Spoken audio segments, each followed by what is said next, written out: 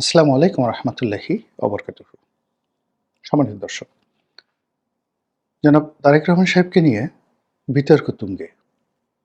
একটা সময় খুব আলোচনা ছিল, মধ্যে কিছু সমালোচনা ছিল। যখন আপনি রাজনীতির কেন্দ্রে থাকবেন, আপনাকে নিয়ে আলোচনা এবং সমালোচনা সহজাত। কিন্তু যখন বিতর্ক তৈরি হয়ে যাবে, তখন এক জন্মে সেই বিতর্ক কখনো কোনো রাজনৈতিক নেতা মুছে দিতে পারে না। আপনি যদি বঙ্গবন্ধুর কথা চিন্তা করেন, তার জীবনের কতগুলো বিতর্ক, যেমন ধরুন আগরতলা ষড়যন্ত্র মামলা। শত চেষ্টা করে এটার পক্ষে বিপক্ষে যে বিতর্ক, সেই বিতর্ক থেকে আওয়ামী লীগকে বের করা যাচ্ছে না। যেমন জামাতের ৭১-এর ভূমিকা, বিতর্ক। কোনো অবস্থাতেই এটিকে মুছে দেয়া যাচ্ছে না। তো বঙ্গবন্ধুর একটা ভাষণ, সে সে লাল ঘোড়া দাবড়ায়ে দেব। এই বিতর্ক দূর করা যাচ্ছে না। শেখ হাসিনার কিছু কর্মকাণ্ড, যেমন ধরুন সেই এস আলমের সাথে সখ্যতা, তারপর সালমান এফ রহমান সাহেবের সাথে সখ্যতা। যত ভালো কাজ হোক না কেন, এই বিতর্কগুলো এড়ানো যাচ্ছে না। বিএনপি জামানাতে হাওয়া ভবন, ২১শে আগস্টের গ্রেনেড হামলা, শায়েক আব্দুর রহমান বাংলা ভাই, এদের উত্থান, ১০ ট্রাক অস্ত্র মামলা, কেয়ামত পর্যন্ত এই বিতর্কগুলো দূর করা যাবে না। আবার একাকারের সময় যে সকল বিতর্ক, এরশাদের যে সকল বিতর্ক, সে সকল বিতর্ক থেকে এরশাদ যতদিন এই নামটা থাকবে, এরশাদের সেই বিতর্কগুলো কখনো যাবে না। তার দুর্নীতি, তার নারী কেলেঙ্কারি ইত্যাদি যা কিছু আছে, এবং বাংলাদেশের পলিটিক্সটিকে পলিউট করার জন্য, দূষিত করার জন্য তিনি যে সকল কাজ করেছেন, যে নির্বাচনগুলো করেছেন, হানা ভোট, তারপর ৮৬-র ভোট, ৮৮-র ভোট, ডিজিএফআর মাধ্যমে রাজনীতিবিদদেরকে কেনা, এগুলো দূর করা যাবে না। সংসদে ৩০ সেট অলংকার, এই বিতর্ক কখনো দূর করা যাবে না। তো সেই দিক থেকে জনাব তারেক রহমান সাহেবকে নিয়ে যে সকল আলোচনা সমালোচনা হচ্ছিল, ওই পর্যন্তই ওকে ছিল। কিন্তু বিতর্কগুলো ইদানিংকালে খুব মারাত্মক আকার ধারণ করেছে। এখন সে সকল বিতর্ক কি? একান্ত ঘনিষ্ঠজন যারা এই গত ১৪ মাসে তারেক রহমান সাহেবের পক্ষে খুব কথাবার্তা বলতেন, তারা একান্ত আলাপ আলোচনায় যে সকল নেতিবাচক কথাবার্তা বলছেন, বিএনপির লোক, কথা আমি এখানে বলবো না, বলতে পারবো না। বিএনপির যারা শীর্ষ নেতৃবৃন্দ, এই জিনিসগুলো তাদেরকে ভাবতে হবে। বেগম জি হাসপাতালে অসুস্থ, সেই অসুস্থ অবস্থায় তাকে নিয়ে কিভাবে কথা বলতে হবে, বিএনপির যারা ভাইস প্রেসিডেন্ট পর্যায়ে রয়েছেন, সহসভাপতি পর্যায়ে রয়েছেন, সে সকল লোককে যদি নিয়ম করে মুখ বন্ধ করতে হয়, তাহলে বুঝতে পারে যে দলটা কতটা বিশৃঙ্খল হয়ে পড়েছে। এখন বলা হচ্ছে যে বিএনপির পক্ষে কেবলই মাত্র ডাক্তার জাহিদ কথা বলবেন।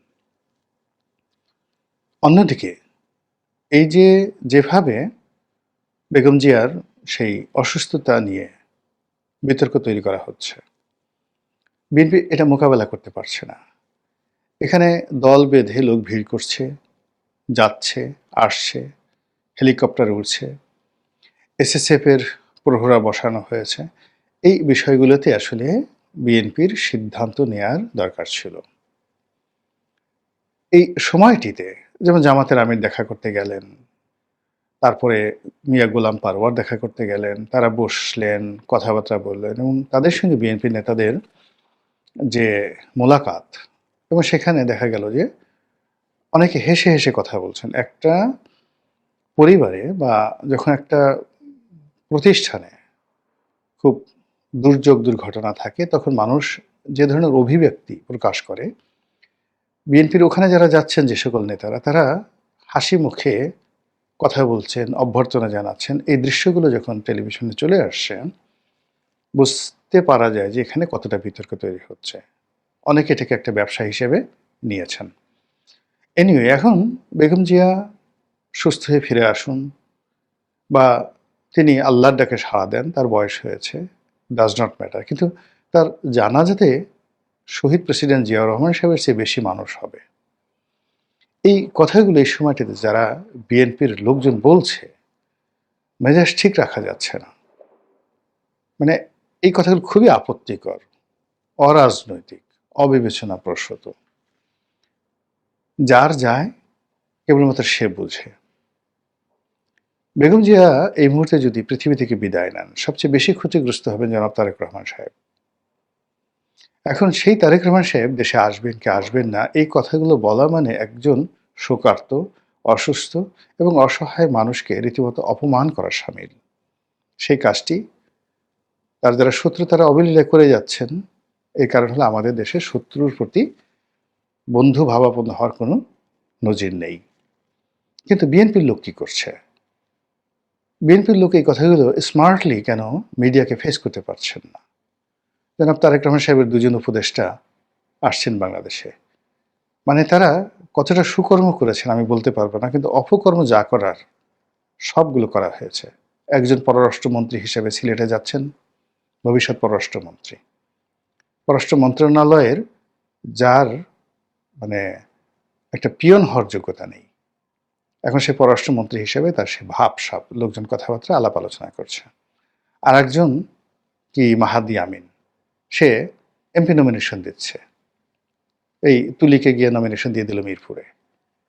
পুরো মিরপুরের মতো একটা গেটওয়ে, সেখানে গিয়ে বিএনপির মতো সবচেয়ে একটা শক্তিশালী সংগঠন যারা গড়ে তুলেছে গ্রেটার মিরপুরের প্রত্যেকটা সিট, অর্থাৎ গাবতলী, মিরপুর, উত্তরা, টঙ্গী, এটা একেবারে এই পুরো এলাকাটার gateway, including Savar, Savar cantonment. এই পুরো রাজনীতিটি একটি মনোনয়নের মাধ্যমে স্বাধীনতা বিরোধীদের হাতে তুলে দেওয়া হয়েছে। এই কাজটা কেন করা হয়েছে? তুলিকে যদি এত মনোনয়ন দেওয়ার ইচ্ছা ছিল, বেগম জিয়া 4টি আসনে 3টি আসনে দাঁড়িয়েছেন, তার একটা আসন ছেড়ে দিলিতে হয়ে যেত। বগুড়াতে একটা আসন ছেড়ে দিলিতে হয়ে যেত। কিন্তু ঢাকার মতো এরকম একটা সেন্সিটিভ জায়গাতে কেন এখানে দিতে হবে? ঢাকার লোক তো এত বোকা না। এই কাজগুলো যারা বিএনপি যারা লোকজন আছে তারা করে যাচ্ছেন, একটার পর একটা করে যাচ্ছেন। কিন্তু সত্যিকার অর্থে তারেক রহমান সাহেবের ইমেজ ঠিক রাখা, তাকে সঠিক পথে স্থির থাকতে সাহায্য করা, তার মনোবলকে সুদৃঢ় রাখা এবং তাকে বিভিন্ন বিষয়ে প্রশ্ন করা থেকে বিরত থাকা এবং তাকে বিরত রাখা তিনি যেন সব ব্যাপারে কথা না বলেন। মানুষ যখন খুব আনন্দে থাকে, মানুষ যখন খুব শোকের মধ্যে থাকে, অস্থিরতার মধ্যে থাকে, তখন সেখানে অনেক বিভ্রাট হয়। এমনকি বন্ধু-বান্ধব হিসেবে এমন অনেক সময় আছে যে আমি আমার ঘনিষ্ঠ বন্ধু, তার সঙ্গে টেলিফোনে কথা না বলা, তারপরে তার বিষয়ে আলোচনা না করা এবং তার থেকে নিরাপদ দূরে থাকা অনেক সময় ইবাদতের মতো হয়। এই কাজটি নিজের মাত্রা যারা করতে পারে না, তারা রাজনীতিতে কখনো শাইন করতে পারে না। ফলে কি হলো, এই যে তারেক রহমানের সাহেব যারা ঘনিষ্ঠজন, আমরা অনেক সময় দেখা গেল যে আমাদের আঞ্চলিক ভাষাটা কথা আছে, চুমো দিতে দিতে মেরে ফেলা। অতি আদর করতে করতে এমন চুম্বন দিচ্ছে, একদম চুম্বনে শিশু মারা গেছে। তো তারেক রহমান সাহেবকে আফহোল্ড করতে গিয়ে, তাকে বড় করতে গিয়ে, তাকে অনিবার্য করতে গিয়ে, তাকে মহান করতে গিয়ে যে অবস্থায় তাকে আজকে আনা হয়েছে, ঠিক একই কাজ আরও নিকৃষ্টভাবে আওয়ামী লীগের লোকজন করেছে বঙ্গবন্ধুর ক্ষেত্রে। তাকে মহামানব বানানোর চেষ্টা করা হয়েছে, কিন্তু বঙ্গবন্ধু কখনো নিজেকে মহামানব বলেননি। তিনি অনায়াসে বলেছেন আমার লেখাপড়া ভালো না, আমি ভালো ছাত্র নই, অসংখ্য প্রমাণ আছে।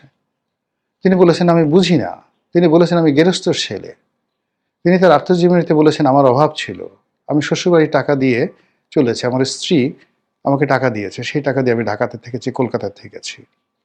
এই ঢাকা শহরে তাকে কেউ বাসা ভাড়া দেয়নি। এই ঢাকা শহরে বাসা ভাড়া তিনি দিতে পারেননি, অন্য মানুষ তার বাসা ভাড়া দিয়েছে। এমনকি 32 নম্বরে যে বাড়িটি,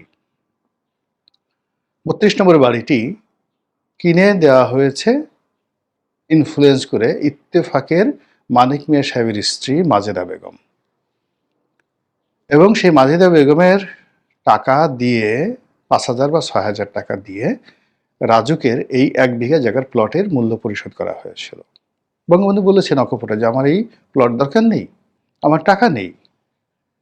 বেগম মুজিবকে দিয়ে এই মাজেদা বেগম এই কাজটি করিয়েছেন। এখানে লাট বাহাদুরি দেখার কোনো তো যাকে বলে সুযোগ নেই। বঙ্গবন্ধু এটা অকপটে স্বীকার করেছেন, কিন্তু তার যারা নেতাকর্মী তারা তাকে একবার অলি আল্লাহ বানায়, একবার তারা সৌদি আরব থেকে একবার তারা পারস্য থেকে তারা আসছে ইসলাম প্রচার করার জন্য। কেউ তাকে আলা হজরত বানায়, কেউ শেখ হাসিনাকে অলি আল্লাহ বানায়। ফলে কি হলো দেখুন, এই বিপদের দিনে একজনকে খুঁজে পাওয়া যাচ্ছে না। এমনকি ঝগড়া করার জন্য শেখ হাসিনাকে নিজে আগ বাড়িয়ে কথা বলতে হচ্ছে। তার পক্ষে এই কথাগুলো, মানে শেখ হাসিনা যে কাজগুলো করবেন বা করতে চান, তিনি ইউনূসকে গালি দিতে চান অকথ্য অশ্রাব্য ভাষায়, এবং তিনি সেই গালিগুলো দিয়ে যাচ্ছেন। কিন্তু তার পক্ষে ইউনূসকে এত সুন্দর করে গালি দেওয়ার মতো একটা সিঙ্গেল লোক দেশের বাইরে নাই। তার পক্ষে তার যে বিষয়গুলো, যে কথাগুলো তিনি নিজের মুখে নিজের ঢোল নিজে পেটাচ্ছেন, এই কথাগুলো তিনি চাচ্ছেন যে বলুক। তো এখন কই সুবর্ণা মোস্তফা বলতে পারে না, এই কথাগুলো তারিন বলতে পারে না, এমনকি শাওনও তো বলতে পারে। এই কথাগুলো অনেক সুন্দর করে শেখ হাসিনা যে কথাগুলো বলছে, এই কথাগুলো অনেক সুন্দর করে বলতে পারে। তো কেন তারা সেই কথাগুলো বলছে না? শেখ হাসিনা চাচ্ছেন, অথচ সেই কথাগুলো বলা হচ্ছে না সেখানে। তো এরকম তারেক রহমান সাহেবের সাধারণ যে তার যে ক্যারেক্টারিস্টিক্স, তিনি কতটা ইংরেজি জানেন, তিনি কতটা বাংলা জানেন, তিনি কতটা লেখাপড়া জানেন, মানে তার পিছনে অনেকগুলো ইংরেজি বই দেয়া আছে বা একটা লাইব্রেরি আছে, ইট ডাজ নট মিন যে এই বিষয়গুলো তিনি ওন করেন। তিনি রাজনীতি করতে আসছেন, তিনি একজন সাধারণ মানুষ, তিনি তথ্যপত্র দিয়ে আমরা তাকে সাহায্য করব। আমরাই তো তাকে নেতা বানিয়েছি, তিনি তো আমাদের কাছে নেতা হতে আসেননি। তারপরে যদি আমাদের কাছে আসেননি বা আমাদের কাছে ধর্ণা ধরেননি, আমাকে নেতা বানাও, নেতা বানাও, মনোনয়ন দাও, আমাকে সভাপতি বানাও, ভারপ্রাপ্ত চেয়ারপারসন বানাও, তিনি কি কখনো বলেছেন কাউকে, বিএনপির কাউকে? বেগম জিয়া কি রাজনীতিতে তার নিজের ইচ্ছে এসছেন? তিনি গৃহবধূ, আসতে চাননি। তো তাকে আমার মহামানব বানানোর দরকার কি? আমরা ধান্দাবাজ মানুষ, আমরা বেগম জিয়াকে এনেছি, আমরা শেখ হাসিনাকে এনেছি, আমরা এখন জয় পুতুলকে আনতে চাচ্ছি, আমরা তারেক রহমান সাহেবকে এনেছি, তাকে সেই লন্ডনে বসিয়ে রেখে তার নাম ব্যবহার করে আমরা যাদের মতো বাংলাদেশে বসে দিদারসে পোলাও কোরমা খাচ্ছি। এটা তো আমরাই ধান্দাবাজি করছি, করে এই মানুষটিকে আমরা মহামানব বানাতে গিয়ে তাকে যে বিতর্কের মধ্যে আমরা ফেলে দিয়েছি। এখন সেই বিতর্কর জবাব তো তিনি দিতে পারছেন না। এই বিতর্কের জবাব তার পক্ষের কোনো মানুষ দিতে পারছে না। ঘুরে ফিরে যে বিষয়গুলো আসছে, মানে তার যারা শুভার্থী যে কাজগুলো করার চেষ্টা করেছেন, তার ফলে যে পরিবেশ পরিস্থিতি তৈরি হয়েছে, সেটি মানে বিএনপির জন্য, তারেক রহমান সাহেবের জন্য খুবই খারাপ হয়ে যাচ্ছে। যেমন ধরুন, আপনার কোনো একটি মানুষ বলেন যে ওর পেটের মধ্যে অনেক বুদ্ধি, পেটের মধ্যে বুদ্ধি, ওর পেট ভালো, ওর মাথা ভালো। তো এই জন্য আপনি আপনার যার প্রশংসা করছেন, একসময় আপনি তার পেটের মধ্যে অনেক বুদ্ধি এটা প্রমাণ করার জন্য পেটটা ফেলে দিলেন। কি বের হবে বলেন তো? পাকস্থলী থেকে কি বের হবে? পাকস্থলীর নিচে যেটাকে রেকটাম বলা হয়, মলদ্বার বলা হয়, সেখান থেকে কি বের হবে? ময়লা, আবর্জনা, সির, কৃমি, এগুলো বের হবে না? তো এইরকম আর কি অবস্থা। তো যার জন্য আল্লাহ রাব্বুল আলামিন যে বিষয়গুলো গোপন রেখেছেন, সেই বিষয়গুলো কোনো অবস্থাতেই সামনে আনতে হয় না। তারেক রহমান সাহেবের রাজনৈতিক জীবনের কিছু গোপন অধ্যায় রয়েছে, বিশেষ করে 1/11 সময়, যেগুলো ওই সময় যারা সরকার ছিলেন তারা কোনোদিন এই বিষয়গুলো প্রকাশ করেননি। তারপর এমনকি আওয়ামী লীগ তারেক রহমান সাহেবকে নিয়ে নানা রকম নেতিবাচক কথা বলেছে, কিন্তু রাষ্ট্রীয় ওই বিষয়গুলো কিভাবে কি হয়েছে, এই জিনিসগুলো প্রচার করা হয়নি। কিন্তু এখন দেখা গেল বিএনপি ঘনিষ্ঠ যারা লোকজন রয়েছেন, তারা 1/11 সময় সেই ব্রিগেডিয়ার বাড়ি কিংবা 1/11 যারা কুশীলব, তারা এই বেগম জিয়ার সঙ্গে দেখা করেছেন, কি বলেছেন, তারপর বেগম জিয়া কি শর্ত দিয়েছেন এবং কোন শর্তের প্রেক্ষিতে তারেক রহমান সাহেবকে তৎকালীন সেনা কর্তৃপক্ষ দেশের বাইরে পাঠাতে রাজি হলো, সেখানে কি দলিল ছিল, কি মুসলেকা ছিল, কি শব্দ ছিল, সেই বিষয়গুলো এখন ওপেন সিক্রেট হয়ে গেছে। এটা দ্বিতীয় ধাপ। ফলে আগের যে মানে ১/১১ পূর্ববর্তী যে সময়টি, সেই সময়টিতে যে একটা বিতর্ক আছে সেটাতে মোছা যাচ্ছে না, যাবেও না। কিন্তু ১/১১ সময়টিতে যে ঘটনাগুলো ঘটছে, বিশেষ করে সেনাবাহিনীর সঙ্গে, এবং সেনাবাহিনীর এই যে ক্রোধ ক্ষোভ কেন ছিল বিএনপির উপর, তারেক রহমান সাহেবকে কেন তারা নেতিবাচক করতে ওই সময় তরুণ সেনা কর্মকর্তারা তার সঙ্গে খারাপ আচরণ করেছেন? এই প্রশ্নগুলো কি আপনি মানুষ এত বোকা নাকি? আপনি একটা ফ্যাক্ট বলবেন, ফ্যাক্টের সঙ্গে, সঙ্গে মানুষ জিজ্ঞাসা করবে। কি জিজ্ঞাসা করবে? যে যেখানে সেনাবাহিনীর মধ্যে বেগম জিয়ার জনপ্রিয়তা কিংবদন্তি। কতটা কিংবদন্তি হলে পুরো তার যে রাজনৈতিক জীবন, অর্থাৎ এরশাদের জমানাতে পুরো ১০টি বছর তিনি ক্যান্টনমেন্টে ছিলেন এবং শেখ হাসিনা তার বাড়ি ভেঙে দেওয়ার আগ পর্যন্ত এই বাড়িতে তাকে ধারণ করেছে সাধারণ সেনা কর্মকর্তারা। তার বাড়ি ভেঙে ফেলা হয়েছে রাজনৈতিক কারণে। কিন্তু এটি প্রতিটি সেনাবাহিনীর কর্মকর্তাকে বিক্ষুব্ধ করেছে, সহানুভূতিশীল করেছে এবং বেগম জিয়ার সেই দিনের যে কান্না, প্রত্যেকটা সৈনিকের কান্না ছিল। এটা হলো বাস্তবতা। তো এখানে বেগম জিয়া সম্পর্কে যে ক্যান্টনমেন্টের মধ্যে রাজনৈতিক কর্মকাণ্ড করার জন্য সেনাবাহিনী তাকে সুযোগ দিয়েছিল এবং এটা ওন করেছে এবং দীর্ঘকালীন ইভেন এরশাদ জমানাতেও বিএনপির নেতাকর্মীরা অবাধে যেভাবে ক্যান্টনমেন্টে ঢুকে পড়তেন দলে দলে এবং ওই বাড়িতে ঘিরে রাজনৈতিক কর্মকাণ্ড চালাতেন। আমরা তো কোনোদিন শুনিনি যে জাহাঙ্গীর গেটে তাদেরকে মানে তাকে বাতিল করা হয়েছে। শেখ হাসিনার খুব রাগ ছিল, কেন এখানে বসে এই কাজকর্ম করানো হচ্ছে। কিন্তু তিনি ওই বাড়িটা ভেঙে দিয়েছেন, সবকিছু করেছেন, কিন্তু যতদিন পর্যন্ত ভাঙা হয়নি ততদিন পর্যন্ত তার চলাচলে তিনি বাধা তৈরি করতে পারেননি। কেন পারেননি? মূল কারণ হলো সেনাবাহিনীর একটা সমর্থন সেখানে ছিল। সেনাবাহিনীর এই সেন্টিমেন্টটাকে বুঝতে হবে, রেসপেক্ট করতে হবে। ১। ২ নম্বর হলো যে এমন কি ঘটনা ঘটলো যে ১/১১-র সময় যে সেনাবাহিনী মইনুদ্দিন ফখরুদ্দিন তার রিক্রুট করা, তারা কেন তার বিরুদ্ধে গেল? বোঝার চেষ্টা করুন যে এখন জেনারেল ওয়াকারুজ্জামান বা অন্যান্য যে সকল সেনা কর্মকর্তা, সিনিয়র সেনা কর্মকর্তা শেখ হাসিনা কর্তৃক রিক্রুট হয়েছেন, তারা কিন্তু অবস্থার প্রেক্ষাপটে মানে অনেক সিদ্ধান্ত নিচ্ছেন শেখ হাসিনার বিরুদ্ধে। কিন্তু আপনারা লিখে রাখেন, ইফ দে হ্যাভ অপশন, তারা কিন্তু রিভার্স হবে।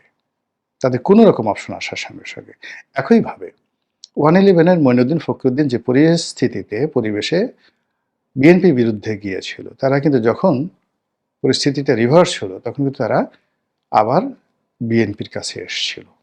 লিখে রাখেন, এই কথাটা সত্য। বেগম জিয়ার কাছে গেছিল, কিন্তু সেটাকে আফোল্ড করা, ওন করা বেগম জিয়া পারেননি বা করেননি। জিদ করে বলেছেন যে না, হবে না, তোমরা আমাকে ক্ষমতাচ্যুত করেছো।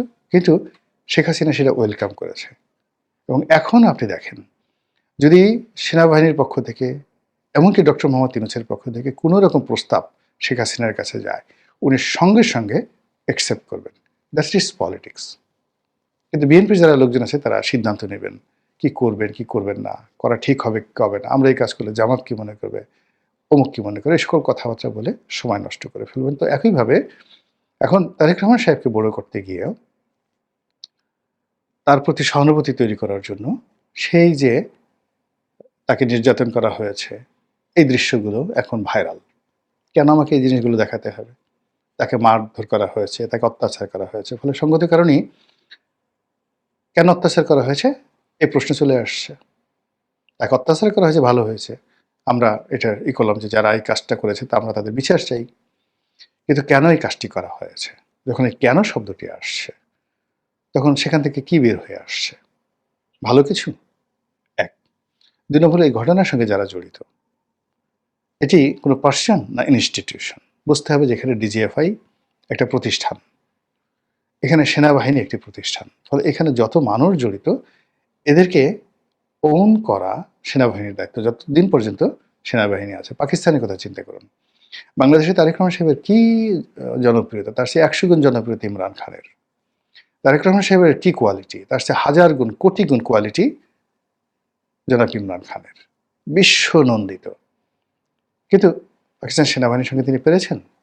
জীবন শেষ। দেখেন, যে সেনাবাহিনী তাকে নেগোসিয়েশন করার সুযোগ দিয়েছে, বন্ধু হওয়ার সুযোগ দিয়েছে, সেই বন্ধুত্বটা সে যখন নেয়নি, এখন সে বন্ধুত্ব ভিক্ষা করছে, কোনো মতো জেল থেকে বেরোনোর চেষ্টা করছে। কিন্তু এখন আর সেই সুযোগটা নেই ইমরান খানের ক্ষেত্রে।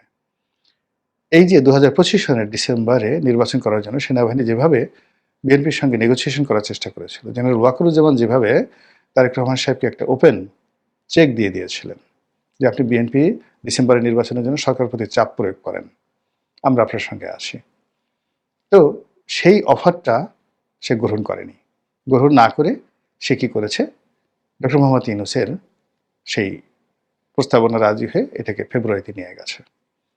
ফলে এখন দেখেন তো এই যে আজকের এই দিনে সেনাবাহিনীকে সে এক্সপেক্ট করতে পারছে? কিংবা ডক্টর মোহাম্মদ ইউনূসকে কি তারা ওন করতে পারছে? আমার তো মনে হয় না। সমস্যা হয়ে গেছে। অধিকাংশ যে জিনিসটা হচ্ছে যে তার এই যে ওই সময়টিতে গ্রেপ্তার হওয়া এবং ওই সময়টাতে তার নির্যাতন হওয়া কেন হয়েছিল? কেন সেনাবাহিনী কোকোকে ছেড়ে দিতে চাচ্ছে? বেগম জিয়াকে বিদেশে যেতে মানে তার অনুমতি দিতে চাচ্ছে। কিন্তু তারেক রহমান সাহেবকে কেন ছাড়তে চাচ্ছিল না? মানে এমন একটা সময় এসে গেল যে বেগম জিয়া তার এই সেনাবাহিনীর সঙ্গে নেগোসিয়েশনের জন্য একমাত্র শর্ত দিলেন যে তার ছেলেকে নিরাপদে বিদেশে যেতে দিতে হবে। কেন? হোয়াই? এই জিনিসগুলো কেন এখন সামনে আসবে বলেন তো? এটা তো দরকার ছিল না, কিন্তু সামনে এসে গেছে এবং এগুলো নিয়ে ভীষণ রকম আলোচনা হচ্ছে। প্রতিপক্ষ তালি বাজাচ্ছে, কিন্তু বিএনপির লোকজন এখন পর্যন্ত বুঝতে পারছে না যে এই কাজগুলো কতটা ভয়াবহ পরিণতি ডেকে নিয়ে আসবে। তারা এখনও মনে করছে যে ওই যে তাকে হুইল চেয়ারে করে নিয়ে যাওয়া হচ্ছে, ওই যে যে ছবিটিকে তাকে হাত ধরে টেনে ফ্যানের সঙ্গে বেঁধে রাখা হয়েছে, তাকে যেভাবে অসহায় দুর্বল অবস্থায় পিজি হাসপাতালে নেওয়া হয়েছে, হাসপাতালের সেই জানালা দিয়ে তিনি হাত নাড়ানোর চেষ্টা করছেন, দেখার চেষ্টা করছেন উদাস দৃষ্টিতে, এই দৃশ্যগুলো ভালো না। বিএনপির জন্য ভালো না, তারেক রহমান সাহেবের জন্য ভালো না। আর এই দৃশ্যের সঙ্গে কন্টিনিউয়াসলি একটার পর একটা ধারাবাহিকভাবে যে ফ্যাক্ট চলে আসছে। তিনি বাংলাদেশ থেকে গেলেন, দেয়ার ইজ এ ডকুমেন্ট, কিন্তু এমনি এমনি যায়নি, তাকে গ্রেপ্তার করা হয়েছে সুনির্দিষ্ট অভিযোগ এবং সেই অভিযোগটাকে প্রমাণ করার জন্য তৎকালীন সেনা কর্তৃপক্ষ একটা ডকুমেন্টেশন তৈরি করেছে। Where is that documentation?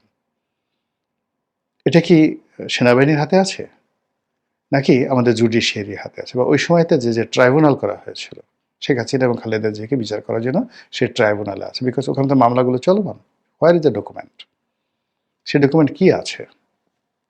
সবকিছু মাফ করে দেওয়া হলো, সবকিছু খালাস করে দেওয়া হলো, কিন্তু ঘটনা তো তা না। There is a document.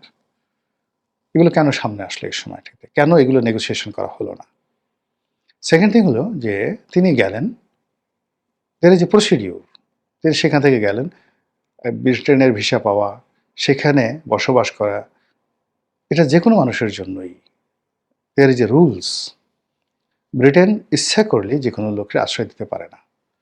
Bharat সর্বোচ্চ চেষ্টা করেছে শেখ হাসিনাকে ইংল্যান্ডে রাখার জন্য, পারেনি।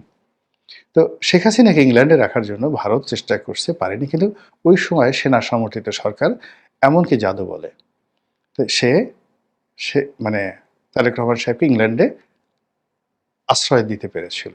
এর কারণ হলো এখানে সরাসরি আমেরিকা ইনফ্লুয়েন্স করেছে। আমেরিকা চেয়েছে, তাই ব্রিটেন তাকে আশ্রয় দিয়েছে। আর শেখ হাসিনাকে আমেরিকা চায়নি, তাই ব্রিটেন আশ্রয় দিতে পারেনি। কিন্তু শেখ হাসিনার জন্য ভারতের চাইতে ইংল্যান্ডে থাকাটা ১,০০,০০০ কোটি গুণ তার জন্য বেশি ছিল, লিবারেল ছিল। সে ইংল্যান্ডে থাকলে ফাটিয়ে ফেলতেন এতদিন। তো সেটা পারেনি, বিকজ আমেরিকা চায়নি। তো এখন তিনি গেলেন, দেয়ার ইজ এ ডকুমেন্টেশন। তিনি ইংল্যান্ডে আছেন, দেয়ার ইজ এ ডকুমেন্টেশন। সেই ডকুমেন্টটা কি? এখন লোকজন সামনে চলে এসছে। তিনি কি অ্যাসাইলাম সিকার? তিনি কি সেখানে স্থায়ী বসবাস করছেন, পাসপোর্টধারী? তিনি যদি এমন হন, তার মেয়ের অবস্থা কি? তার স্ত্রীর অবস্থা কি? তার স্ট্যাটাস কি? তার ওখানে কিভাবে পরিবার পরিজন চলছে? তিনি আসবেন কিভাবে? আসতে পারবেন কিনা? আসলে আবার যাবেন কিনা? যেতে পারবেন কিনা? থাকতে পারবেন কিনা? এই অসংখ্য বিতর্ক একটার পর একটা পুরো রাজনীতির অঙ্গনে যে ধোঁয়াশা তৈরি করেছে, সেই ধোঁয়াশার ফলে যে কুয়াশা তৈরি হয়েছে, সেই কুয়াশায় রাজনীতির সমস্ত পথ দুর্বোধ্য, দুর্গম হয়ে পড়েছে। এক গজ দূরে কি হচ্ছে এটা বোঝা যাচ্ছে না। মহান আল্লাহ আমাদের সবাইকে হেদায়েত দান করুন এবং হেফাজত করুন। আসসালামু আলাইকুম ওয়া রাহমাতুল্লাহি ওয়া বারাকাতুহু।